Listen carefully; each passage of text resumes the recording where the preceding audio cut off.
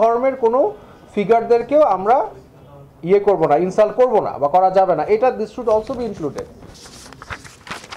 এবার আসেন article 2A। Article 2A-তে এখানে একটা প্রপোজাল দেওয়া হয়েছে যে ইসলাম স্টেট রিলিজন হবে ইসলাম, বাট প্রফেট মুহাম্মদ সাল্লাল্লাহু আলাইহি ওয়াসাল্লামকে কোনোভাবে ইনসাল্ট করা যাবে না। That is very good, but এখানে আমি মনে করি, আমার মত হচ্ছে যে আরেকটা প্রপোজালে ইনক্লুড করা উচিত অন্য ধর্মের কোনো ফিগারদেরকেও আমরা ইয়ে করব না, ইনসাল্ট করব না বা করা যাবে না, এটা this should also be included. আবার এখানে আর্টিকেল 8-এ এখন বলা হচ্ছে, এটা একটা ভেরি প্রবলেম্যাটিক আর্টিকেল, এখানে অনেক কিছু ফিলোসফি দেওয়া আছে। সেকুলারিজম, এটা তো মানে সেকুলারিজম যে কত ভয়ঙ্কর একটা আইডিয়া, এটা কত ননসেন্সিক্যাল আইডিয়া, এটা নিয়ে আমি একটা লেকচার দিতে পারবো, যেটা আমি এখন দিব না। বাট আমি এতটুকু বললাম যে সেকুলারিজম যদি বাস্তবায়ন হয়, যে ম্যাকিওর অ্যান্ড টেইলরের একটা বই আছে secularism and freedom of conscience, এখানে মানে বলা হচ্ছে যে সেকুলারিজম যদি বাস্তবায়ন হয়, তাহলে আমরা যারা যে কোনো ধর্মে বিশ্বাসী তারা সেকেন্ড ক্লাস নাগরিক হয়ে যায়। কারণ আমরা যারা সেকুলারিজমের আইডিয়ালস বিশ্বাস করি না, অ্যান্ড কে মানে আদৌ আপনাকে আমার উপর সেকুলারিজম চাপিয়ে দিবেন? আমরা তো বিশ্বাস করি না সেকুলারিজম। ধর্মনিরপেক্ষতা মানে কি? ধর্মনিরপেক্ষতা শুনতে সুন্দর, আসলে তো আপনারা আমাকে দ্বিতীয় শ্রেণীর নাগরিক বানিয়ে ফেলছেন। ধর্মনিরপেক্ষতা আপনার আদর্শ, আপনার দর্শন আমার উপর চাপিয়ে দিয়ে। ধর্মনিরপেক্ষতা মানে একটা আমাদের শুনতে ভালো লাগলে আসল অর্থ হচ্ছে যে কোনো ধর্মের ভ্যালু বা নৈতিকতার মানদণ্ড আপনি মানতেছেন না, আপনারটা আমার মানতে হচ্ছে।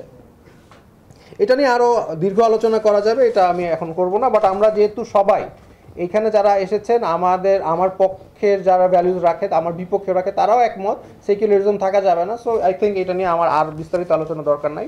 কিন্তু এখানে যেমন বলা আছে ডেমোক্রেসির কথা, গণতন্ত্রের কথা, যে এই জন্যই আর কি যে শুধু আইনজীবী দিয়ে আসলে কনস্টিটিউশনের তা উচিত না, ফিলোসফার দরকার। গণতন্ত্র, what kind of democracy do you want? আমরা কি লিবারাল ডেমোক্রেসি চাই, ডাইরেক্ট ডেমোক্রেসি চাই, রিপ্রেজেন্টেটিভ ডেমোক্রেসি চাই? এগুলো কিন্তু বাংলাদেশের জনগণ কিন্তু কি ডেমোক্রেসি চায় সেটা নিয়ে তাদের একটা আইডিয়া আছে। যেটা আমি বুঝি, বাংলাদেশের জনগণ এপিস্টোক্রেটিক ডেমোক্রেসি চায়। এটার মানে কি? মানে হচ্ছে ডেমোক্রেটিক রিপ্রেজেন্টেশন যে কেউ হতে পারবে না, যাদের মিনিমাম জ্ঞান আছে তারা হতে পারবে। এটাকে বলে এপিস্টোক্রেটিক ডেমোক্রেসি। আপনি একজন মানে রিক্সা চালককে বলেন এবং একটা ভ্যান চালককে বলেন, ওনাকে যদি জিজ্ঞেস করেন আপনি কি চান আপনার রিপ্রেজেন্টেটিভ একটু শিক্ষিত হোক, তারা বলবে চাই। এই জন্যই বাংলাদেশের মানুষ যারা মিনিমাম শিক্ষিত না তাদেরকে পার্লামেন্টে চায় না। সো এটা কিন্তু ডিরেক্ট ডেমোক্রেসি না, এটাকে বলে এপিস্টোক্রেটিক ডেমোক্রেসি। সো আমরা কি ডেমোক্রেসি চাই সেটা নিয়েও আমাদের আলোচনা করাটা খুবই জরুরি, এবং এগুলো না করে জাস্ট একটা ডেমোক্রেসি বলে দিলে ইটস নট এনাফ। আর্টিকেল 12A-র আপনারা প্রপোজাল দিয়েছেন যে ফান্ডামেন্টাল রাইটস অফ আদার্স, এবং কি বলেছেন, রিলিজিয়াস ডাইভার্সিটি, এগুলি বলেছেন। সো এখন আমার কথা হচ্ছে যে মানবতা, এই যে প্রিন্সিপালস অফ হিউম্যান রাইটস বলেছেন। What do you mean by human rights? মানবাধিকার কি এবং মানবাধিকারের ডেফিনিশনটা কি? যে কেউ একটা মানবাধিকার আমার উপরে, যে পশ্চিমাদের ওই দ্বিতীয় বিশ্বযুদ্ধের পরে আপনি মানবাধিকার যেটা ঢুকিয়ে দিবেন, সেটাই কি মানবাধিকার? আমাদের এই পশ্চিমা মাইন্ডসেট থেকে বের হয়ে আসতে হবে। তো এইখানে আমাদের একটা বিষয় আমি আবার চলে যাচ্ছি, যে আমাদের মানবাধিকার কি, আমাদের মূলনীতি কি, এগুলো সবগুলো ডিফাইন করতে হবে। এখানে একটা টার্ম ইউজ করেছেন, সেটা হচ্ছে মোরালিটি। নৈতিকতার মানদণ্ড কি, বা নৈতিকতাটা কি আসলে, সেটা নিয়ে আমাদের চিন্তা করতে হবে। যেমন আর্টিকেল 41-এ আপনারা বলেছেন subject to law, public order and morality. I have to ask you, what do you mean by morality? নৈতিকতা কি? নৈতিকতার ডেফিনেশন কি? এটা কি আমার মনের ভিতরে একটা কিছু মনে হলে নৈতিকতা? আজকে যাদের সামনে এসে যদি বলে আমার মনে হচ্ছে এটা নৈতিক তাই আমি করেছি, এটা বললে হবে? আইন তো হবে নৈতিকতার ভিত্তিতে, কিন্তু নৈতিকতাটা কি সেটা তো আমার ডিফাইন করতে হবে। What kind of moral philosophy are we going to aspire to become as a country, এটা এখানে ক্লিয়ার না।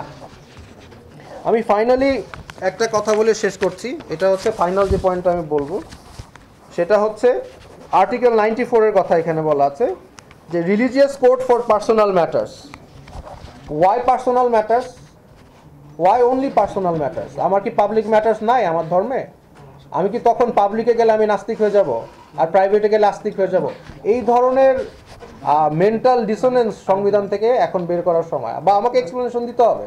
আপনি এটা রাখলে আমাকে এক্সপ্লেনেশন দেন, what do you mean by personal matters for Muslim, what about public matters, what will I do then? তো যাই হোক, এগুলি আমার ক্রিটিসিজম, বাট এখানে অনেক কিছুই আমার ভালো লেগেছে। বাঙালির ক্ষেত্রে বাংলাদেশি এটা ইনক্লুড করা, এটা আমি পজিটিভলি দেখছি। আর আমাদের যে লিগ্যাল সিস্টেম, সেটাকে আদৌ এখনও ব্রিটিশটাই রাখবো কিনা, আমরা কি আমেরিকার দিকে শিফট করবো কিনা, বা অন্য কোনো ফিলসফির দিকে শিফট করবো কিনা আইন ব্যবস্থা, সেটা নিয়েও আমাদের চিন্তা করতে হবে। বাট জাস্ট এইভাবে জাস্ট পশ্চিমাদেরকে মিরর করার থেকে আমাদের হয়তো বা বের হয়ে আসতে পারবে। তো thank you so much. Thank you so much.